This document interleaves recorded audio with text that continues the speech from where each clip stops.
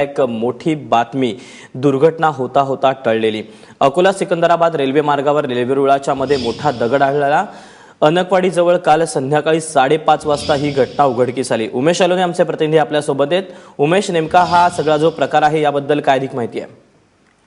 दीपक, ही घटना जी कालची 7 तारखेला म्हणजे मंगळवारी संध्याकाळी 5:30 वाजता घटना उघडकीस आली। अकोलावरून जी सिकंदराबादला इंटरसिटी एक्सप्रेस जाते ती गाडी जाण्याच्या वेळेला अकोल्यातलं जे बार्शीटाकळी तालुका आहे त्यात अनकवाडी ते लोहगड हे जे गाव आहे या गावाच्या मधात जो रेल्वे मार्ग जातो तिथून त्या रेल्वे मार्गावर एक मोठा दगड ठेवलेला आढळून आला। मात्र या रेल्वेच्या धडकेनं दगड रेल्वे मार्गाच्या थोडं दूर फेकला गेला आणि गाडी समोर निघून गेली। मात्र ही घटना नंतर ते जे कर्मचारी आहे रेल्वेचे त्यांच्या लक्षात आली आणि त्यांचे दगड बाजूला केले। मात्र दीपक, या घटनेत जो दगड तिथे ठेवल्यामुळे काय झालं की ते दोन रुळाच्या मध्ये जो एक सिमेंटचे पोल असतात त्या पोलचं मोठ्या प्रमाणात नुकसान झालं आणि ती घटना झाल्यानंतर त्यांनी आपल्या वरिष्ठांना सूचना दिली आणि त्या प्रकरणी तपास सुरू झाला। मात्र या सर्व घटनेमध्ये या मार्गावर कोणतीही वाहतूक विस्कळीत झाली नाही आणि काल संध्याकाळी निश्चितच त्यामुळे वेळीच हा सगळा प्रकार लक्षात आल्यामुळे मोठी दुर्घटना टळलेली आहे। उमेश, धन्यवाद दिलेल्या माहितीबद्दल। इकडे दुसरीकडे काल पनवेल पासून जवळ असलेल्या गव्हाणफाटा इथं रेल्वेच्या रुळावर विजेचा पोल ठेवण्यात आला। हा मार्ग जेएनपीटी मध्ये जाणार आहे। जेएनपीटी 15 येणारा माल मालगाड्यांच्या माध्यमातून इतर भागात येण्यासाठी या रेल्वे मार्गाचा वापर होतो। 2 दिवसांपूर्वी कळंबोली दरम्यान रुळाचा तुकडा आढळला होता, तर त्याआधी दिवा स्टेशन जवळ लोखंडी रॉडचा तुकडा आढळून आला होता। त्यामुळे रेल्वेची सुरक्षा वाऱ्यावर आहे का असा प्रश्न उपस्थित होतोय। त्यानंतर बातमी राजकीय क्षेत्रातून। शिवसेनेच्या नेत्यांनी आता राजीनामा देण्याची भाषा सुरू केली। आम्ही खिशातच राजीनामा घेऊन फिरतोय असं धक्कादायक विधान शिवसेनेच्या नेत्यांकडून केलं जात आहे। काल मुख्यमंत्र्यांची भेट घेतल्यानंतर शिवसेनेचे नेते आणि परिवहन मंत्री दिवाकर रावते यांनी खिशातला राजीनामाही काढून दाखवला। दरम्यान महाराष्ट्रातल्या शेतकऱ्यांचं कर्ज माफ करण्याची मागणी शिवसेनेच्या नेत्यांनी केली आहे। रात्री शिवसेनेच्या नेत्यांनी वर्षा बंगल्यावर मुख्यमंत्र्यांची भेट घेतली। भाजपनं उत्तर प्रदेशातील जाहीरनाम्यात शेतकऱ्यांचं कर्ज माफ करण्याचं वचन दिलंय। या पार्श्वभूमीवर महाराष्ट्रातल्या शेतकऱ्यांचं कर्ज माफ करा असं शिवसेनेनं म्हटलंय। मुंबई महापालिकेच्या प्रचाराचा रणसंग्राम आता चांगलाच शिगेला पोहोचलाय। पहिल्याच प्रचार सभेत मुख्यमंत्री देवेंद्र फडणवीस यांनी शिवसेनेच्या पालिकेतील कारभाराचे वाभाडे काढले। मुंबईला पारदर्शी आणि स्वच्छ कारभारात 0 गुण आहेत, मात्र केंद्राच्या आर्थिक पाहणी अहवालाचा चुकीचा अर्थ काढून लोकांची दिशाभूल केल्याचा आरोप मुख्यमंत्र्यांनी केला। ते मुलुंडमध्ये बोलत होते। तर मुख्यमंत्र्यांचा दावा खोडून काढण्यासाठी उद्धव ठाकरेंनीही केंद्राच्याच आर्थिक पाहणी अहवालाचा दाखला दिला। ते कांदिवलीतील प्रचार सभेत बोलत होते। मागील वर्षी केल्याचा कार्याचा अहवाल उपलब्ध करणे 0 गुण, वॉर्ड निहाय वित्तीय माहिती उपलब्ध करणे 0 गुण, कशात वॉर्ड निहाय वित्तीय मागणी। मग आता ट्रान्सपरन्सी म्हणजे काय? वॉर्डात किती पैसा खर्च झाला, तो किती आला, तो कसा खर्च झाला याची माहितीच नाही आहे। ती माहिती उपलब्ध करून देणे 0 गुण। त्याच्यामध्ये हे जे काही तुम्हाला दिसतात ना, त्याच्यात हा जो आहे आलेख, त्याच्यात पहिला जो आहे तो मुंबईचा आहे। मुंबई नंबर 1 ट्रान्सपरन्सी पारदर्शक कारभारामध्ये। आता याच्यात अर्धवटपणा काय? अर्धवटराव नाही म्हणजे काय म्हणालो मी, अर्धवटपणा काय आहे मुख्यमंत्री महोदय? दरम्यान कालच्या सभेत उद्धव ठाकरे यांनी मुख्यमंत्र्यांचा उल्लेख अर्धवटराव असा केला। अंधेरीत झालेल्या सभेत मुख्यमंत्र्यांनी या टीकेला उत्तर दिलं। आता पहिला क्रमांक कोणाचा आहे? या ठिकाणी हैदराबादचा आहे। आणि मग मी जाणीवपूर्वक हा संपूर्ण सर्वे या ठिकाणी घेऊन आलो। खरं म्हणजे आताच्या सभेमध्ये यापूर्वी आमच्या उद्धवजींची सभा झाली आणि ते म्हणाले की फडणवीस वाचत नाही, ते अर्धवट आहे, ते अर्धवट राव आहे। आता मला अशा गोष्टींना उत्तर द्यायची गरज नाहीये।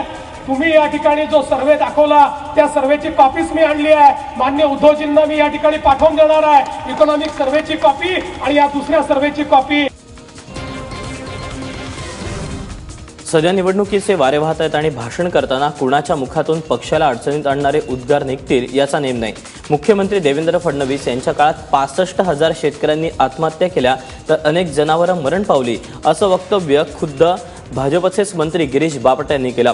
पिंपरी चिंचवड महापालिकेतील भाजप उमेदवारांना पारदर्शकतेची शपथ देण्यात आली। या कार्यक्रमात बोलताना गिरीश बापटांनी फडणवीस सरकारचाच उद्धार केला। मात्र आपण नको ते बोलतोय याची जाणीव झाल्यानंतर बापटांनी सारवासारव करण्याचा प्रयत्नही केला।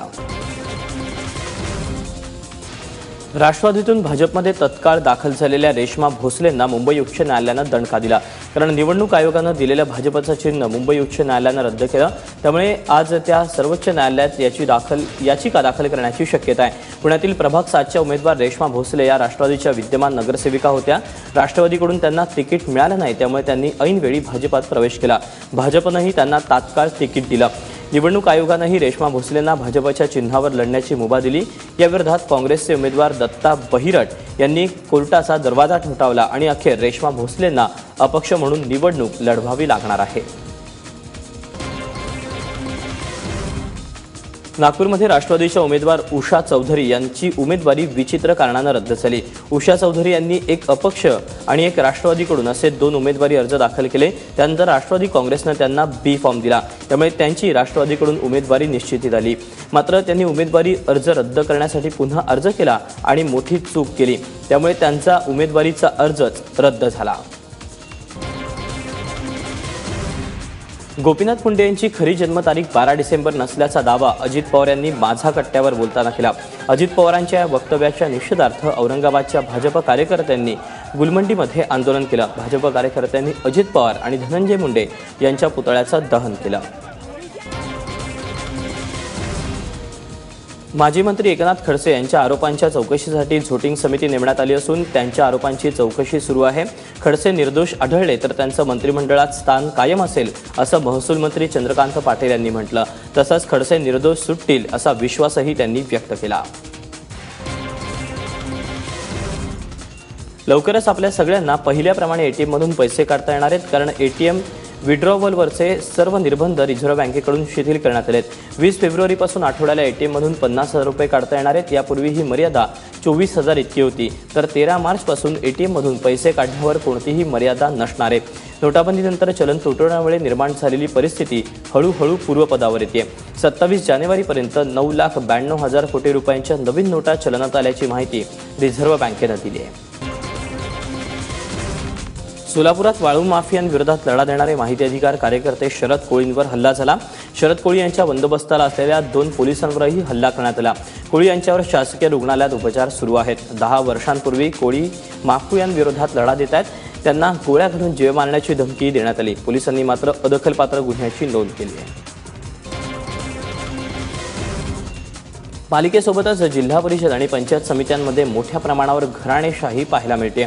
अकोल्यात 8 दाम्पत्य निवडणुकीच्या रिंगणात आहेत, मात्र सर्वत्र चर्चा आहे ती आई आणि मुलांच्या जोड्याची। प्रभाग क्रमांक 15 मध्ये पंकज साबळे आणि उषा साबळे मनसेच्या तिकिटावर निवडणूक लढवत आहेत, तर प्रभाग क्रमांक 13 मध्ये प्रशांत भारसाखळ आणि त्यांची आई करुणा भारसाखळ राष्ट्रवादीच्या तिकिटावर नशीब आजमावत आहेत। आता या मायलेकांना मतदार संधी देतात का हे लवकरच स्पष्ट होईल। अमरावतीत काँग्रेसच्या अंतर्गत वादामुळे महिला काँग्रेसच्या शहराध्यक्षांना अपक्ष म्हणून लढावं लागणार आहे। प्रभाग क्रमांक 12 मध्ये अर्चना सांगाई यांना उमेदवारी देण्यात आली, मात्र एबी फॉर्म देण्याच्या वेळी काँग्रेसच्या बैठकीत हाणामारी झाली। याचा फायदा घेत काँग्रेसच्या एका दुसऱ्या सदस्यानं एबी फॉर्म स्वतःकडे घेतले आणि फॉर्म वाटताना प्रभाग क्रमांक 12 मध्ये एका जागेसाठी 2 एबी फॉर्म दिले। आणि विशेष म्हणजे ज्या उमेदवारानं एबी फॉर्मसह अर्ज भरला होता त्यांनी अर्ज मागे घेतला। त्यामुळे आता महिला काँग्रेसच्या शहराध्यक्ष अर्चना सांगाई यांना अपक्ष म्हणून लढावं लागणार आहे। यवतमाळमध्ये कारच्या इंजिनमध्ये बिघाड झाल्यानं कारनं अचानक पेट घेतला। या आगीत कार जळून खाक झाली। कारमध्ये 5 जण होते, मात्र सुदैवानं कुठलीही दुर्घटना घडली नाही। मोहा फाटाजवळ वाहन तपासणी नाक्याजवळ ही घटना घडली। गोंदियातल्या मेडिकल कॉलेजमध्ये गेल्या 6 महिन्यांपासून सिटी स्कॅन मशीन बंद पडले, त्यामुळे ग्रामीण भागातील लोकांना मोठ्या प्रमाणावर त्रास सहन करावा लागतोय। याबाबत रुग्णालय प्रशासनाला तक्रार करूनही दुर्लक्ष होत असल्यानं युवा स्वाभिमानी संघटनेकडून सिटी स्कॅन मशीनची तेरवी करत असल्याचं आंदोलन करण्यात आलं।